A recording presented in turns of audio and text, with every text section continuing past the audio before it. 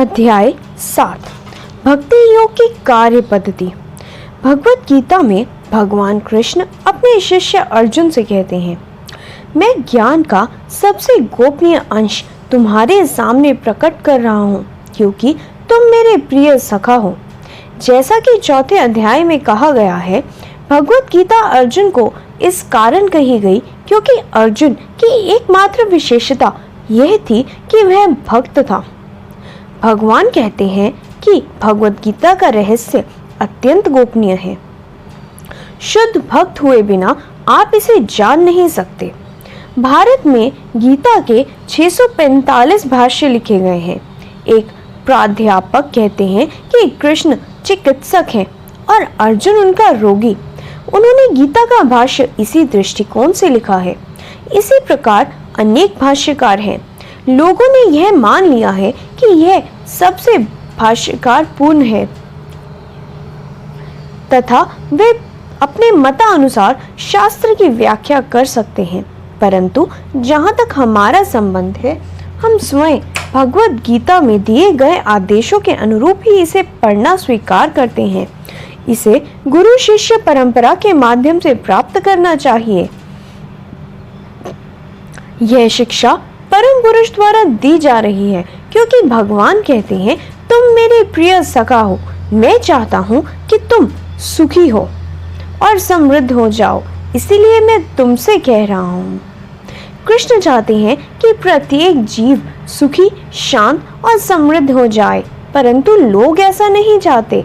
सूर्य की धूप सबके लिए प्राप्त है, किंतु यदि कोई अंधेरे में ही रहना चाहे तो धूप उसके लिए क्या कर सकती है। इसीलिए गीता का ज्ञान सबके लिए है। जीवन की अनेक योनियां हैं और ज्ञान के भी अनेक उच्च तथा निम्न स्तर होते हैं। ये एक तथ्य है, परंतु कृष्ण कहते हैं कि यह ज्ञान सबके लिए है। यदि किसी का जन्म निम्न स्तर का है तो यह कोई महत्व की बात नहीं है। भगवत गीता वह दिव्य विषय वस्तु प्रस्तुत करती है जो प्रत्येक व्यक्ति समझ सकता है, यदि वह चौथे अध्याय में वर्णित सिद्धांत के अनुसार चलता है।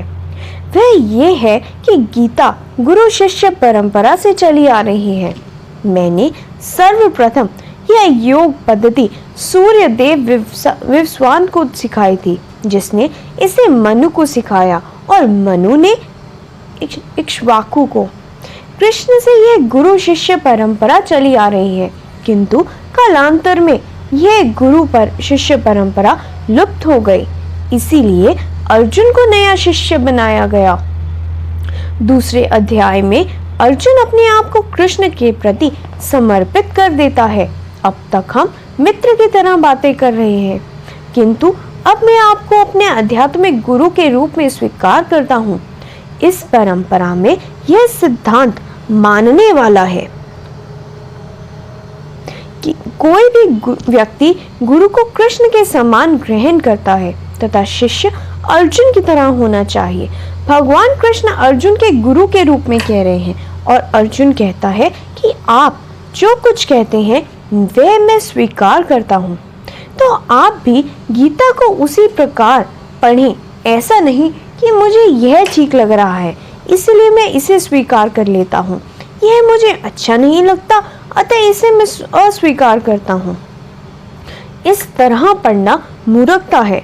गुरु कृष्ण का प्रतिनिधि है और भक्त होना चाहिए और शिष्य अर्जुन की तरह होना चाहिए, तभी कृष्ण भावनामृत का यह अध्ययन पूर्ण हो सकता है, अन्यथा यह समय का अपव्यय मात्र है। श्रीमद् भागवत में कहा गया है, यदि कोई कृष्ण के विज्ञान को समझना चाहता है तो उसे शुद्ध भक्तों के संग में रहना चाहिए। जब शुद्ध भक्तों के बीच चर्चा होती है तब आध्यात्मिक भाषा की शक्ति का पता चलता है। गीता की विद्वतापूर्ण चर्चा व्यर्थ है। उपनिषदों में कहा गया है, वह व्यक्ति जिसे भगवान में अटूट श्रद्धा है और इसी प्रकार भगवान के प्रतिनिधि में भी श्रद्धा है, उसके सामने वैदिक भाषा का अर्थ अपने आप प्रकट हो जाएगा। हमें भक्त होने की योग्यता होनी चाहिए, भगवान के प्रिय बने। मेरे गुरु महाराज कहा करते थे, भगवान को देखने का प्रयास न करो। इस तरह से कार्य करो कि भगवान स्वयं तुम्हें देखें। हमें अपने आप को योग्य बनाना है। आपकी योग्यता से भगवान स्वयं आपके पास आकर आपको देखेंगे।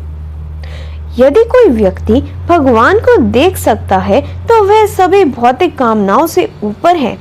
हम भौतिक जगत की अस्थायी परिस्थितियों में सदा असंतुष्ट रहते हैं।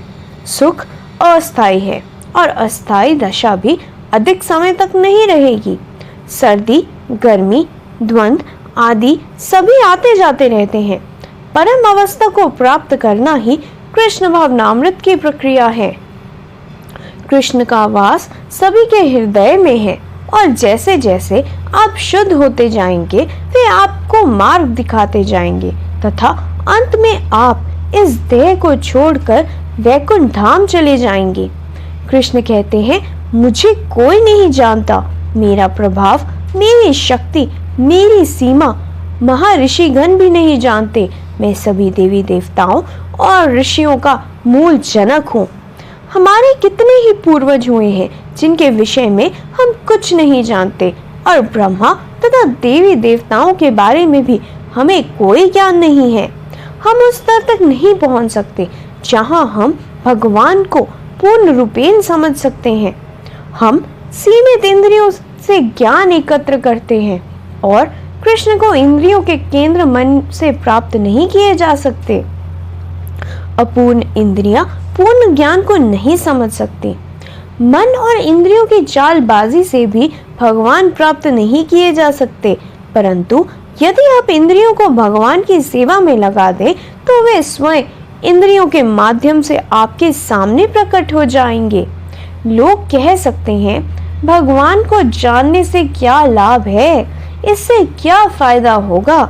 भगवान अपने स्थान पर रहें, मैं अपने स्थान पर रहूं। किंतु शास्त्रों में कहा है कि पुण्य कर्मों से हम सौंदर्य, ज्ञान और उच्च योनि में जन्म पाते हैं और पाप कर्मों से हम दुख उठाते हैं। दुख तो हमेशा रहता है, पुण्य हो या पाप, किंतु फिर भी दोनों में अंतर होता है। जो भगवान को जानता है वह सभी संभावित पाप कर्मों के परिणामों से मुक्ति पा लेता है, जो कई पुण्य से भी प्राप्त नहीं हो सकती। यदि हम भगवान को अस्वीकार करते हैं तो हम कभी सुखी नहीं हो सकते। केवल मानव समाज ही नहीं, प्रत्युत यदि अपने आप देवताओं पर विचार करें तो पाएंगे कि अधिक उन्नत और बुद्धिमान होने पर भी वे कृष्ण को नहीं जानते। ध्रुव के निकट रहने वाले 7 महर्षि भी कृष्ण को नहीं जानते। कृष्ण कहते हैं, मैं ही मूल हूँ, इन सभी देवताओं का स्त्रोत्र हूँ। वे मात्र देवताओं के ही स्त्रोत्र नहीं, अपितु ऋषियों और ब्रह्मांडों आदि के भी जनक हैं। श्रीमद् भागवत में वर्णन है कि भगवान का विश्व रूप कैसे बना और किस प्रकार उनसे प्रत्येक वस्तु का उद्भव होता है। कृष्ण परमात्मा और निराकार ब्रह्म ज्योति के भी मूल हैं, जो कि उनमें स्थित चमकता हुआ प्रकाश है। सभी पदार्थों, सभी विचारों का मैं ही स्रोत हूँ। परम सत्य का अनुभव 3 अवस्थाओं में किया जा सकता है, परंतु वे एक अद्वैत सत्य हैं। ब्रह्मा, अंतर्यामी परमात्मा और भगवान परम पुरुष, ये है परमेश्वर के 3 पहलू। यदि कोई भी पूर्ण पुरुषोत्तम भगवान को नहीं जानता तो वे कैसे जाने जा सकते हैं? वे तभी जाने जा सकते हैं जब भगवान आए और स्वयं को आपके सामने प्रकट कर दे, तब आप उन्हें जान सकते हैं। हमारी इंद्रियां अपूर्ण हैं और वे परम सत्य को नहीं जान सकती। जब आप विनम्र भाव अपनाते हैं और जब शुरू करते हैं तो जिह्वा से अनुभूति का प्रारंभ होता है। भोजन करना और शब्द उच्चारण करना जिह्वा का कार्य है। यदि आप आध्यात्मिक आहार अर्थात प्रसाद ग्रहण करने के लिए अपने जिह्वा पर नियंत्रण रख सकते हैं और भगवान के दिव्य नामों का शब्द उच्चारण करते हैं, तभी आप जिह्वा का समर्पण द्वारा अन्य सभी इंद्रियों को नियंत्रित कर सकते हैं। यदि आप अपनी जिह्वा को नियंत्रित नहीं कर सकते तो आप अपनी इंद्रियों पर भी नियंत्रित नहीं रख पाएंगे। प्रसाद का आस्वादन करें और आध्यात्मिक दृष्टि से उन्नत बने। यह प्रक्रिया आपके घर पर भी चल सकती है। कृष्ण को शाकाहारी भोजन अर्पित करें, हरे कृष्ण मंत्र का जाप करें और प्रणाम करें।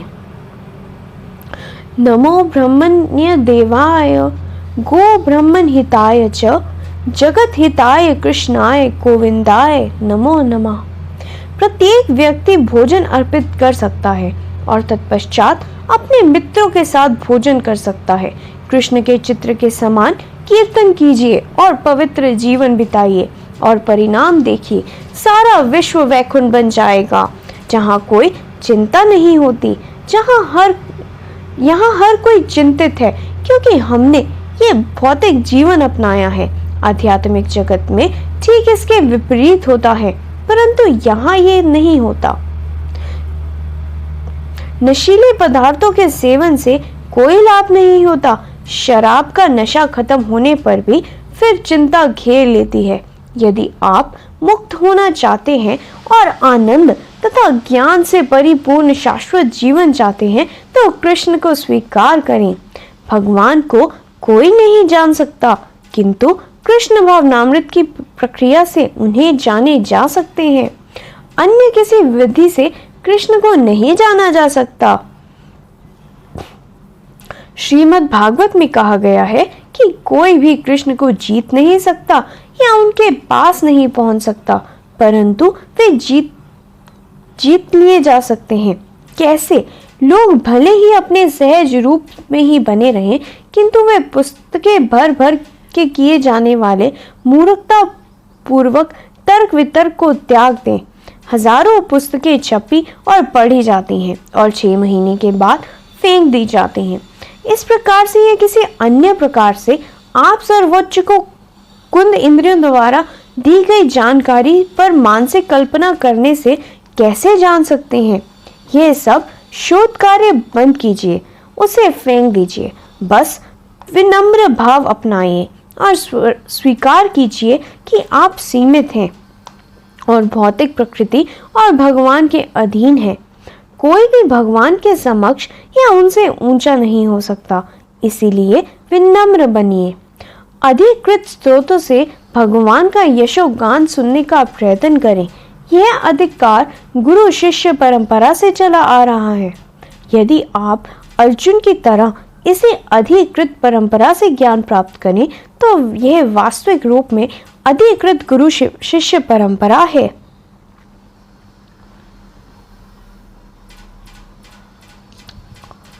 यदि आप कृष्ण भावना भावित हो जाएं, तो भगवान हमेशा ही आपके सामने प्रकट होने के लिए तत्पर रहेंगे। महान आचार्यों द्वारा बताए गए मार्ग के अनुसार अनुसरण करें और तब सभी कुछ आपको ज्ञात हो जाएगा। यद्यपि वे अज्ञेय हैं और अजेय हैं, परंतु आप उन्हें घर बैठे जान सकते हैं। यदि आप इस प्रक्रिया को स्वीकार करें और सिद्धांतों का अनुसरण करें तो परिणाम क्या होगा? जैसे ही इसे आप समझेंगे वैसे ही ये जान पाएंगे कि भगवान ही सभी कारणों के मूल कारण हैं और वे किसी अन्य कारण से नहीं हुए हैं और वे सभी ग्रहों के स्वामी हैं। ये आंख बंद करके स्वीकार करना नहीं है। भगवान ने आपको तर्क शक्ति दी है, परंतु झूठे तर्कों पे ना पड़ें। यदि आप दिव्य विज्ञान जानना चाहते हैं तो आप अपने आप को समर्पित कर दें। केवल अधिकारी को ही समर्पित हों और उन्हें लक्षणों से पहचानें। किसी मूर्ख या दुष्ट व्यक्ति के सामने समर्पण ना करें। ऐसे व्यक्ति की खोज करें जो गुरु शिष्य परंपरा से चला आ रहा हो और जो परम सत्य में पूर्ण विश्वास रखता हो। यदि आप ऐसे व्यक्ति को पा लें तो अपने आप को उसको समर्पित कर दें और उसे प्रसन्न करने, उसकी सेवा करने और उससे जिज्ञासा द्वारा ज्ञान प्राप्त करने का प्रयत्न करें। गुरु के प्रति समर्पण ही भगवान के प्रति समर्पण है। ज्ञान प्राप्ति के लिए प्रश्न करें, ना कि समय के अपव्यय के लिए। प्रक्रिया तो है, परंतु यदि हम नशा करने में अपने समय का अपव्यय करना चाहते हैं तो हम अजेय भगवान के दर्शन कभी नहीं कर सकेंगे। सिद्धांतों का अनुसरण करें और धीरे धीरे निश्चय ही बिना किसी संशय के आप भगवान को जान लेंगे। आप कहने लगेंगे, हाँ, मैं आगे बढ़ रहा हूँ। ये बहुत सरल है और आप इसे कार्यान्वित करके सुखी हो सकते हैं। अध्ययन करें, संगीत में भाग लें और प्रसाद ग्रहण करें। कोई आपको इस प्रक्रिया में ठग नहीं सकता, परंतु यदि आप स्वयं ही ठग जाना चाहते हैं तो जाइए ठगों के पास। अधिकृत स्रोत से ही इसे समझने की कोशिश करें और इसे अपने जीवन में अपनाएं। नश्वर जीवों में आप सबसे बुद्धिमान व्यक्ति बन जाएंगे, क्योंकि आप सभी पाप कर्मों से छुटकारा पा लेंगे। यदि आप केवल कृष्ण के लिए ही कार्य करें तो आपको सभी परिणामों से छुटकारा मिल जाएगा। आपको इस बात की चिंता नहीं होगी कि क्या शुभ है और क्या अशुभ है, क्योंकि आप सर्वाधिक कल्याणकारी के संपर्क में रहेंगे। यही प्रक्रिया है। अंततः हम कृष्ण के संपर्क में आ सकते हैं। हमारा जीवन सफल हो जाएगा। हर कोई इसे अपना सकता है, क्योंकि ये बहुत सरल है। यहाँ भगवान कृष्ण द्वारा पुस्तक एक बहुत ही श्रेष्ठ सूत्र है। मनुष्य को कृष्ण की स्थिति का ज्ञान प्राप्त करना चाहिए। वे अजन्मा है और उनका कोई कारण नहीं है। हम सबको अनुभव है कि हमारा जन्म हुआ है और हमारा कोई कारण है। हमारे पिता हमारे कारण है। यदि कोई अपने आप को भगवान के रूप में प्रस्तुत करता हो तो उसे यह सिद्ध करना होगा कि वह भी अजन्मा है और उसका भी कोई कारण नहीं है। हमारा व्यवहारिक अनुभव ये है कि हमारा जन्म हुआ है, परंतु कृष्ण का जन्म नहीं हुआ। हमें यह समझना होगा। यह समझने का अर्थ है दृढ़ निश्चय होना कि वह आदि कारण है, लेकिन किसी कारण का परिणाम नहीं है। चूंकि उनका कोई कारण नहीं है, अतः वे सारी सृष्टि के स्वामी हैं। जो कोई इस सरल सिद्धांत को समझ लेता है वह भ्रमित नहीं होता। सामान्यतः हम भ्रम में ही रहते हैं। हम भूमि के स्वामित्व का दावा करते हैं, परंतु भूमि हमारे जन्म से पहले भी थी और बाद में भी रहेगी। हम एक के बाद एक शरीर बदलते बदलते कब तक दावा करते रहेंगे कि यह मेरी जमीन है, यह मेरी जमीन है? क्या ये मूर्खता नहीं? व्यक्ति को भ्रम से छुटकारा पाना होगा। हमें ये जानना चाहिए कि जीवन के भौतिक दृष्टिकोण के अंतर्गत हम जो कुछ भी कर रहे हैं यह सब भ्रम है। हमें यह समझना होगा कि कहीं हम भ्रम में तो नहीं हैं। वस्तुतः सारे बद्ध जीव ब्रह्म के शिकार हैं। यदि कोई मनुष्य यदि हम सारे बंधनों से मुक्त होना चाहते हैं तो हमें भगवान का ज्ञान प्राप्त करना होगा। हमें इसकी उपेक्षा नहीं करनी चाहिए। ये हमारा प्रमुख कर्तव्य है। करोड़ों जीवों में कोई एक ज्ञानी हो सकता है। सामान्यतः हम सब मूर्ख हैं और मूर्ख ही पैदा होते हैं। जैसे ही हम जन्म लेते हैं, हमारे माता पिता हमारा पालन पोषण करते हैं और शिक्षा प्रदान करते हैं, जिसके परिणाम स्वरूप हम अपनी जमीन के लिए मिथ्या स्वामित्व जमाते हैं। राष्ट्रीय शिक्षा का अर्थ है मनुष्य को और अधिक मूर्ख बनाना। क्या हम मूर्ख नहीं हैं? हम एक के बाद दूसरे जीवन में अपना शरीर वस्त्र की तरह बदल रहे हैं। जब आपके इतने सारे मन हैं, इतने सारे वस्त्र हैं, तो आप इस वस्त्र का दावा क्यों करते हैं? यह क्यों नहीं समझते कि यह वस्त्र तो सुंदर है, परंतु अगले ही क्षण मुझे दूसरे वस्त्र में रहना पड़ सकता है। आप प्रकृति के नियंत्रण में हैं। आप अपने वस्त्र का स्वयं चुनाव नहीं कर सकते। हे प्रकृति, मुझे अमरीकी बनाओ। नहीं, भौतिक प्रकृति आपकी नियंत्रक है। यदि आप यहाँ कुत्ते की तरह जीवन व्यतीत करते हैं तो यह लीजिए कुत्ते का वेश। यदि आप भगवत भावना पूर्ण जीवन जीते हैं तो यह लीजिए, ये रहे भगवान। अनेक मूर्खों में से एक आध ही यह समझने का प्रयत्न करता है कि वास्तव में मैं कौन हूँ। कुत्ता, अमेरिकी, रूसी, यही जिज्ञासा चलती रहती है। यदि आप जिज्ञासा रखते हैं तो आपको किसी और से पूछना होगा, केवल अपने आप से नहीं। यदि आपको किसी अनजान स्थान पर सड़क पार करनी है तो आपको किसी पुलिसमैन या किसी भद्र पुरुष से पूछना होता है। इसी प्रकार मैं क्या हूँ ये जानने के लिए आपको किसी अधिकारी के पास जाना होगा। आध्यात्मिक गुरु वह व्यक्ति होता है जो कृष्ण विज्ञान का वेता है। साधारणतया कोई जिज्ञासा नहीं रखता, परंतु यदि कोई जिज्ञासा रखता है तो वह आगे बढ़ सकता है और समझ सकता है कि कृष्ण ही सभी कारणों के मूल कारण है। शास्त्र और उच्चतर अधिकारी का अनुसरण करने वाले 4 प्रकार के लोग कृष्ण के विषय में जिज्ञासा रखते हैं। जो लोग पाप कर्मों में लिप्त हैं, वे कोई जिज्ञासा नहीं कर सकते। वे सुरापान में लगे रहते हैं। धार्मिक और पुण्यवान व्यक्ति ही जिज्ञासा करते हैं और भगवान को प्राप्त करते हैं। लोगों को सुखी बनाने के लिए उन्हें इस प्रक्रिया की सुविधा दी गई है, उनका शोषण करने के लिए नहीं। इस प्रकार अंतर्राष्ट्रीय कृष्ण भावनामृत संघ का उद्देश्य है भगवान के विज्ञान को समझना। आप सुख की कामना करते हैं, वह सुख यहाँ है।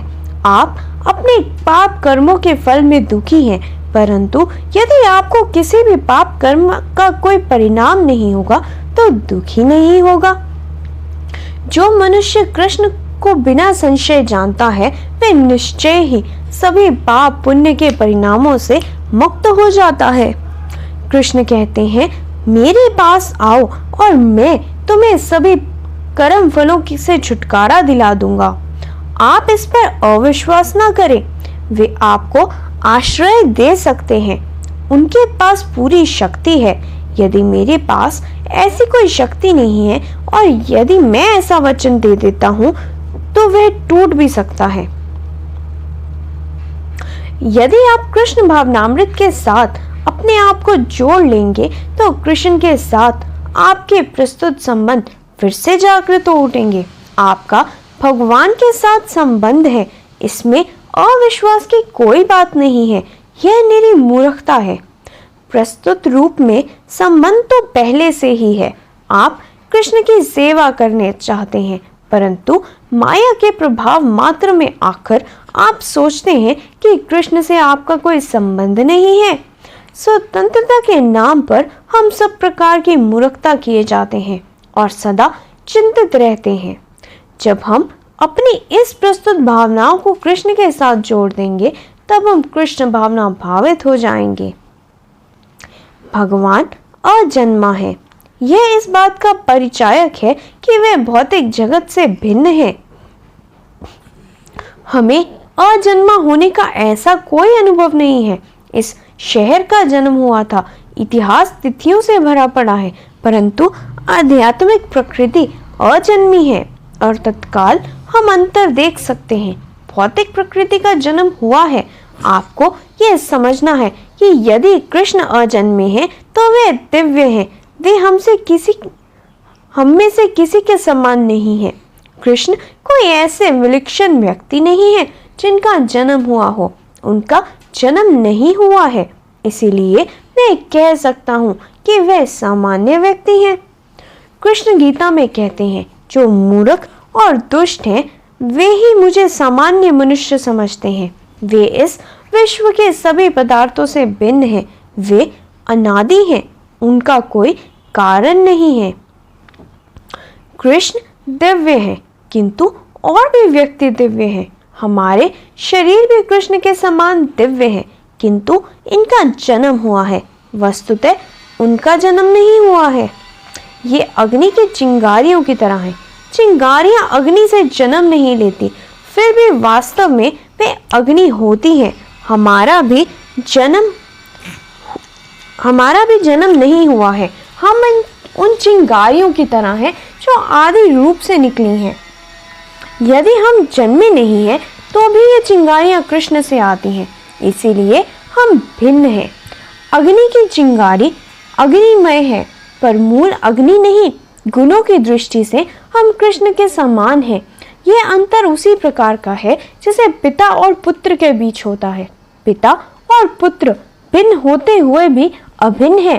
पुत्र पिता का विस्तार होता है, किंतु वह ये घोषणा नहीं कर सकता कि वह पिता है। यह एक मूर्खतापूर्ण बात होगी। चूंकि कृष्ण स्वयं घोषणा करते हैं कि वे सर्वोपरि स्वामी हैं, इसीलिए वे सबसे भिन्न हैं। यदि मैं न्यूयॉर्क राज्य का स्वामी हूँ, फिर भी मैं न्यूयॉर्क राज्य नहीं हूँ। पद पद पर द्वैत भाव है। कोई ये नहीं कह सकता कि वह पूरी तरह से भगवान के साथ एकाकार है। जब आप कृष्ण को और अपनी स्थिति को सही विश्लेषणात्मक ढंग से समझ लेंगे, तब आप तत्काल सभी पाप कर्मों के फल से मुक्त हो जाएंगे। यह प्रक्रिया आपको सहायता करेगी। हरे कृष्ण का कीर्तन करें और अपने मन को शुद्ध करें। आपको संदेश प्राप्त हो जाएगा। व्यक्ति को योग्य बनना होगा। यदि आप बिना किसी परिश्रम के कीर्तन करते हैं और उसका श्रवण करते हैं, तो आप भगवान को प्राप्त